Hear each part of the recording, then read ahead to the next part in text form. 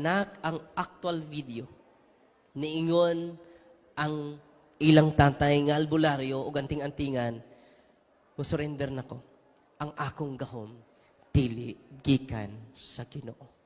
Ganun surrender siya, dili tungod sa catechism, tungod sa sacramentals of the church, blessed by the priest. Grabe na. Kay baw mo, isa nga, tana, mga tuta sa office, ato sila sa Valencia, ito mga Office of Healing and Deliverance and Exorcism dito. Mga tuta, kitang tanan mo surrender.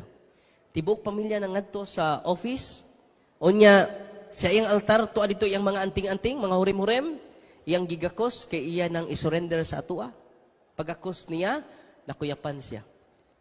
Hagba, atubangan sa altar. Kigipugnan siya siyawa. Grabe, no?